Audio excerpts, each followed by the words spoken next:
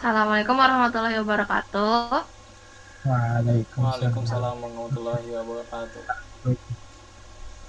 Perkenalkan kami dari kelompok satu, bagian analisis klasifikasi penyakit diabetes menggunakan metode clustering kami.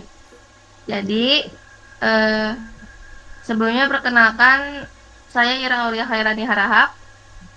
Saya Asyifa Jahra. Saya Naya Yati. Saya Budiano, biasa dipanggil Budi. Saya Muhammad Sifatullah. Saya Muhammad Sokiriti Rahman.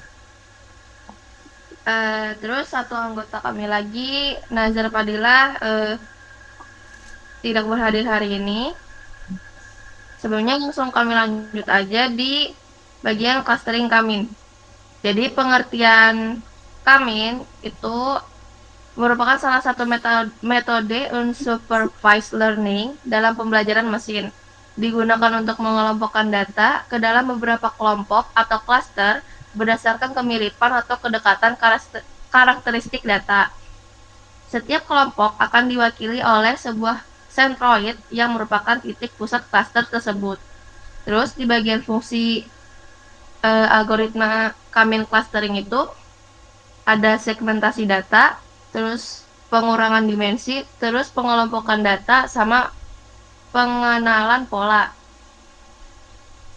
Lalu kelebihan dan kekurangannya itu, di bagian kelebihan itu dia sederhana dan mudah dipahami, efisien untuk dataset yang besar, mampu menangani data di berdimensi besar atau tinggi, dapat diskalakan, terus hasil mudah diinterpresentasikan, fleksibel dalam aplikasi, konvergensi cepat, terus mendeteksi pola antar data.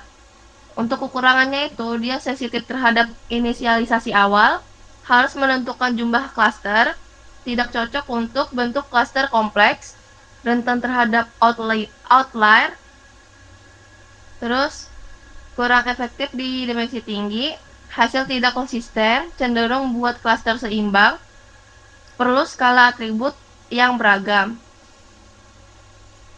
Di bagian syaratnya itu jumlah klaster harus ditentukan sebelumnya. Wajib ditentukan sebelum eksekusi algoritma.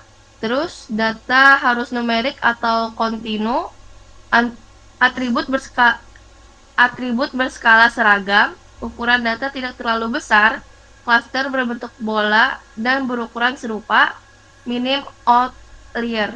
Terus permasalahannya itu ada di rentan terhadap solusi lokal, tidak cocok untuk bentuk klaster kompleks, sensitif terhadap outlier, perlu jumlah klaster ditentukan di awal, terus kurang efektif di dimensi tinggi, cenderung buat klaster seimbang, memerlukan skala atribut yang beragam. Selanjutnya ada studi pustakanya, ini akan dilanjutkan oleh teman saya. Oke, dalam studi pustaka oleh Muhammad Rizky Nugroho, Iwansyah Edo Hendrawan, dan Puan Toro, ada tujuannya. Tujuannya ialah untuk membantu perencanaan dan pengendalian persediaan obat dengan Kamin. Dan kesimpulannya, penerapan algoritma Kamin berhasil mengelompokkan data pemakaian obat di rumah sakit ASRI menjadi dua klaster, yaitu klaster pemakaian tinggi dan klaster pemakaian rendah. Proses dimulai dari pengumpulan dan pembersihan data, penentuan jumlah klaster, K sama dengan 2, hingga iterasi pembaruan centroid hingga stabil.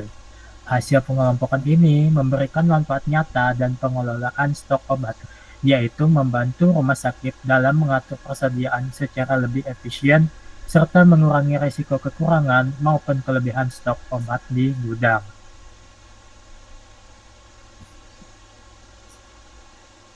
Lalu ada dari Rahmatul Husna dan Ferry Rianto dengan tujuan untuk mengelompokkan status gizi balita di Desa Karangsongo menggunakan metode Kamins. Penggunaan algoritma Kamins yang dikombinasikan dengan pendekatan soft system methodology terbukti efektif dan dalam mengelompokkan status gizi balita berdasarkan data tinggi dan berat badan. Proses dilakukan baik secara manual maupun dengan bantuan perangkat lunak seperti rapid minor dan SPSS. Hasilnya, balita berhasil dikelompokkan ke dalam 5 klaster: gizi buruk, gizi kurang, gizi baik, gizi lebih, dan obesitas. Pengelompokan ini tidak hanya membantu dalam memahami distribusi status gizi, tetapi juga menjadi dasar penting untuk merancang intervensi kesehatan yang lebih tepat sasaran, terutama bagi kelompok dengan gizi buruk dan obesitas yang memerlukan perhatian lebih. Pendekatan ini dapat dijadikan model dalam pengelolaan data kesehatan anak secara lebih sistematis dan responsif terhadap kebutuhan nyata di lapangan.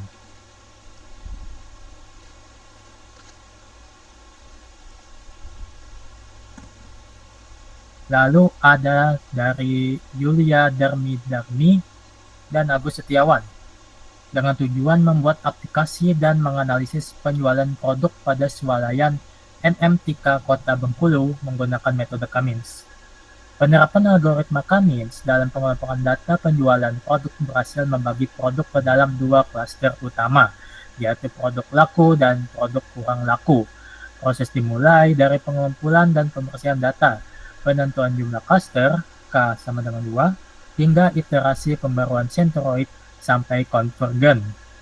Hasil pengelompokan ini memberikan manfaat praktis bagi pemilik minimarket dalam menganalisis performa penjualan produk serta menyusun strategi pemasaran yang lebih tepat, seperti melakukan promosi terhadap produk kurang laku atau mempertimbangkan penghapusan dari stok.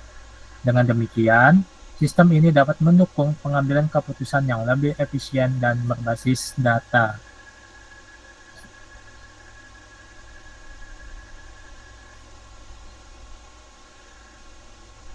Selanjutnya, pre-processing atau transformasi data.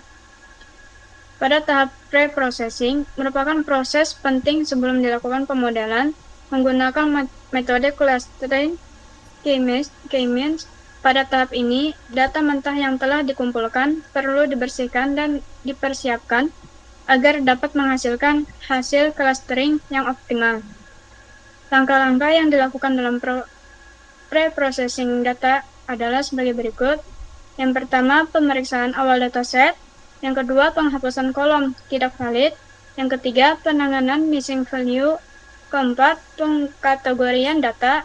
Dan yang kelima, perbandingan sebelum dan sesudah pre-processing. Pada langkah yang pertama, yaitu pemeriksaan awal dataset.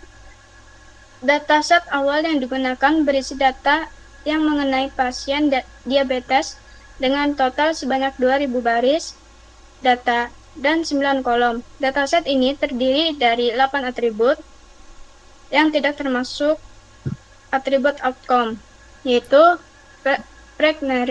prognosis, jumlah kehamilan, glucose, kadar glukosa, blood pressure, tekanan darah, skin thickness, ketebalan kulit, insulin, kadar insulin, BMI, body mass index, kemudian diabetes predictive function, riwayat keturunan diabetes, age, usia, dan outcome label 1 dinyatakan diabetes dan 0 dinyatakan tidak diabetes.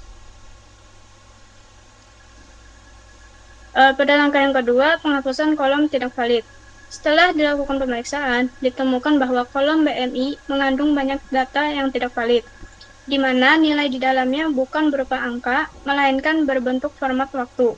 Karena data pada kolom ini tidak dapat digunakan secara langsung, dan jumlah kesalahan cukup besar, maka kolom BMI diputuskan untuk dihapus dari dataset. Pada langkah yang ketiga, penanganan missing value. Untuk menangani missing value ini digunakan metode penghapusan tuple atau tuple direction, yaitu dengan menghapus seluruh baris data yang mengandung nilai 0 pada atribut-atribut yang tidak valid seperti glucose, blood pressure, skin thickness, insulin, age. Sedangkan pada atribut prognosis dianggap valid karena angka 0 menunjukkan bahwa pasien belum pernah hamil, yang merupakan kondisi yang mungkin terjadi. Demikian juga pada atribut diabetes predictive function, secara Secara teoritis, nilai 0 masih dimungkinkan meskipun jarang terjadi, karena atribut ini menunjukkan skor riwayat keturunan diabetes dan bisa bernilai rendah. Setelah seluruh proses pembersihan data dilakukan, dari total 2.000 baris data awal, sebanyak 1.032 baris data dihapus karena mengandung nilai yang tidak valid atau format yang salah, sehingga jumlah data bersih yang siap digunakan untuk proses clustering K-means adalah sebanyak 968 baris data.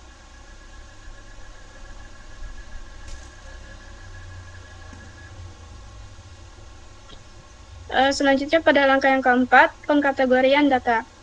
Setelah dilakukan penanganan data yang hilang, dilanjutkan dengan proses pengkategorian terhadap atribut-atribut numerik pada dataset.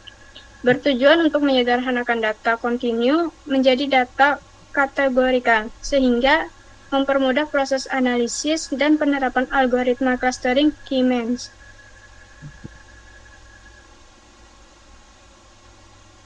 Dan langkah yang terakhir yaitu perbandingan sebelum dan sesudah pre-processing. Dari data 2.000 baris dengan beberapa atribut yang mengandung nilai tidak valid, seperti nilai 0 pada atribut medis tertentu, serta data yang salah format. Setelah pembersihan dan penghapusan atribut PNI, jumlah data tersisa menjadi 968 baris. Berikut perbandingan data sebelum dan sesudah pre-processing yang ditunjukkan pada gambar di bawah.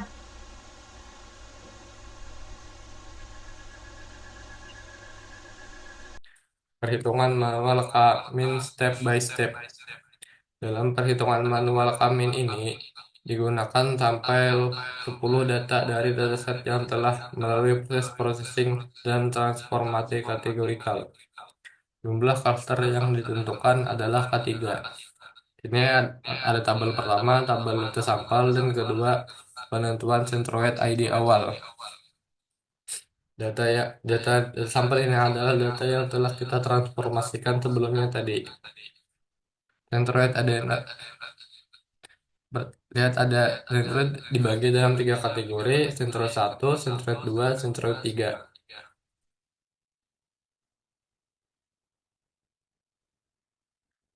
Menghitung jarak data ke centroid iterasi 1. Perhitungan jarak dilakukan menggunakan rumus Euclidean distance. Jarak sama dengan sigma n I sama dengan 1 dalam kurung X1 dikurang C1 pangkat 2. Untuk perhitungan untuk data pertama 1, 3, 3, 3, 3, 1, 5 sama dengan akar dari 1 kurang 1 pangkat 2 plus 3 min 3 pangkat 2 plus 3 min 3 pangkat 2 plus 3 min 3 pangkat 2 plus 3 min 3 pangkat 2 plus 1 min 1 pangkat 2 plus 5 min 5 sama dengan 0. Jarak C1. Yang kedua ada akar dari 1 kurang 3 pangkat 2 ditambah 3 dikurang 2 pangkat 2 ditambah 3 min kurang 1 pangkat 2 ditambah 3 dikurang 3 pangkat 2 ditambah 3 dikurang 2 pangkat 2 ditambah 1 dikurang 1 pangkat 2 ditambah 5 kurang 4 pangkat 2 sama dengan akar dari 11, yaitu nilainya mendekati 3,3166. Jarak ke centroid 2. Selanjutnya ada jarak ke centroid 3, nilainya sama dengan akar dari 1 min 1 pangkat 2 ditambah 3 min 2 pangkat 2 ditambah 3 min 1 pangkat 2 ditambah 3 min 3 pangkat 2 ditambah 3 min 2 pangkat 2 ditambah 1 min 1 pangkat 2 ditambah 5 min 3 pangkat 2 sama dengan akar dari 10, yaitu nilainya mendekati 31622. Yang keempat, menentukan keanggotaan klaster. Setelah dihitung jaraknya Data dimasukkan ke klaster dengan jarak terkecil. Proses ini dilakukan untuk seluruh data. Yang kelima, menghitung kontrol baru. Setelah pembagian klaster, yang dilakukan perhitungan kontrol baru berdasarkan rata-rata nilai dari masing-masing data dalam klaster.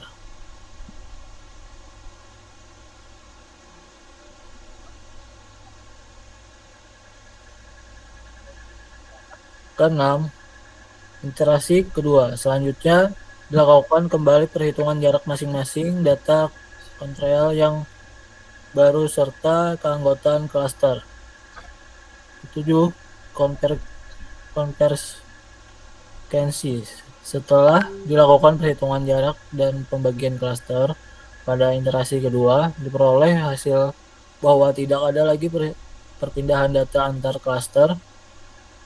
Hal ini menandakan bahwa proses clustering telah mencapai titik konvergensi, yaitu kondisi di mana pembagian klaster sudah stabil dan tidak mengalami perubahan lagi. Demikian proses iterasi dihentikan pada iterasi kedua.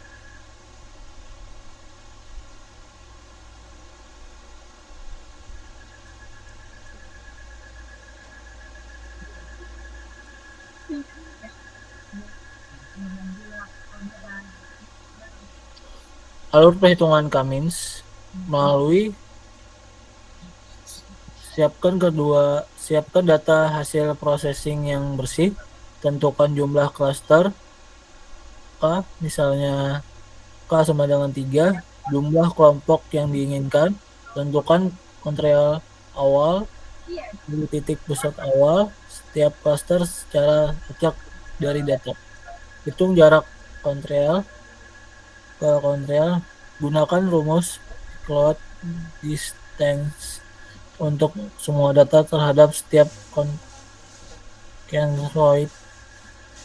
Kelompokkan berdasarkan jarak terdekat.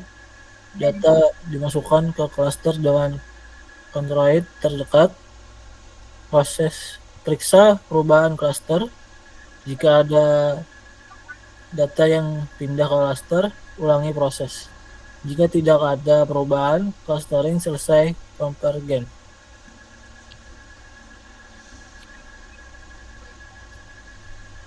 Oke, next. Kemudian lanjut di implementasi metode Kamin dengan Google Colab. Satu tuh import dibagi, kemudian pengolahan data dilakukan dengan menggunakan bahasa pemrograman Python dengan bantuan beberapa library, yaitu Pandas untuk pengolahan data, scikit-learn untuk algoritma Kamin, Matplotlib untuk visualisasi hasil clustering. Di gambar ini ada contoh library-nya. Next, kemudian membaca data yang sudah ditransformasi ke dalam bentuk kategori dibaca menggunakan fungsi get underscore csv dalam kurung format file csv menggunakan pemisah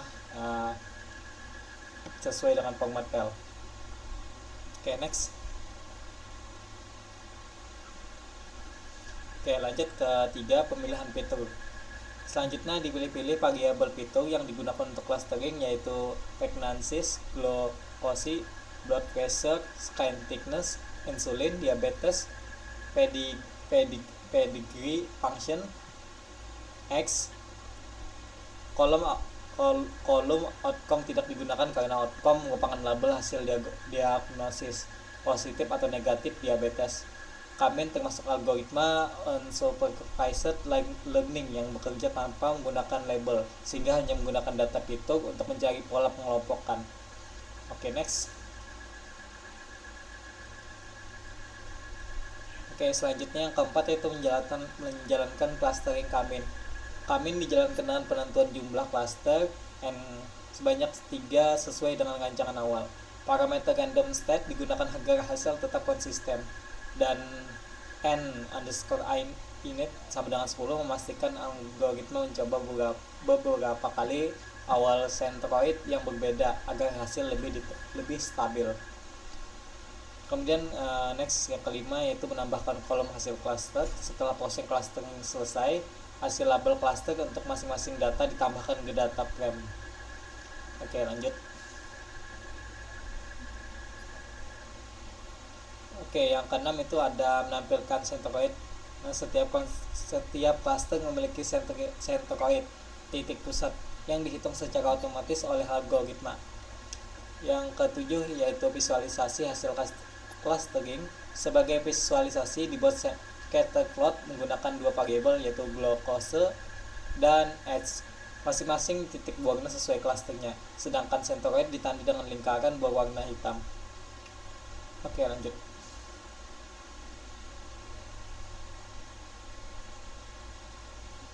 Oke, di sini ada source code lengkapnya. Oke, next.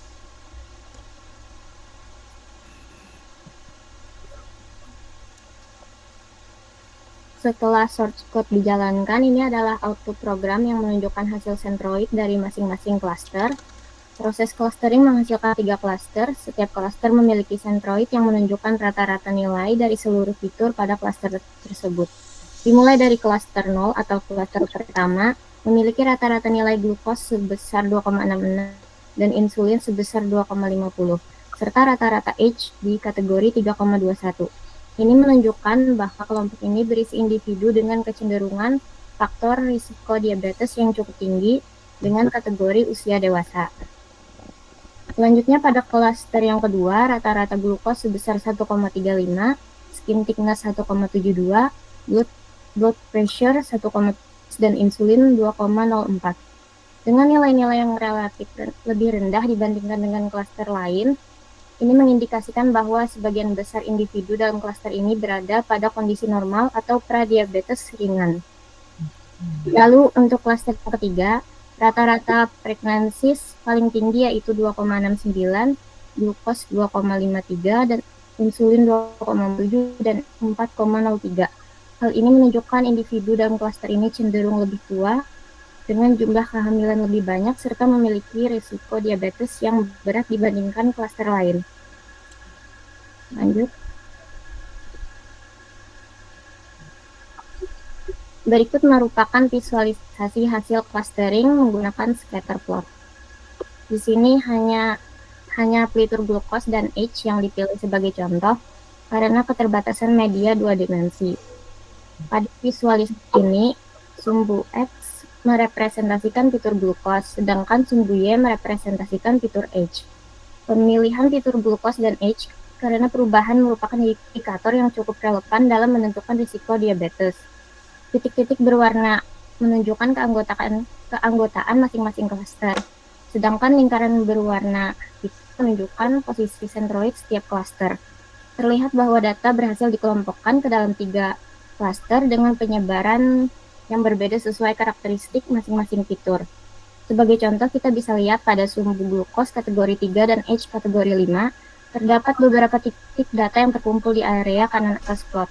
Titik-titik berwarna merah ini menunjukkan anggota dari salah satu klaster yang memiliki nilai glukos dan H relatif tinggi.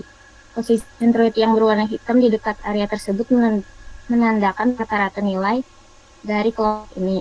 Hal ini mengindikasikan bahwa kelompok individu dalam klaster tersebut cenderung memiliki faktor risiko diabetes yang tinggi. Lanjut. Jadi dapat disimpulkan bahwa metode Cummins dapat membantu mengelompokkan data pasien berdasarkan karakteristik medis mereka, sehingga memudahkan kita dalam mengamati pola-pola risiko diabetes yang muncul di dalam populasi. Dan juga hasil clustering dapat digunakan untuk analisis lanjutan dan pengambilan keputusan medis.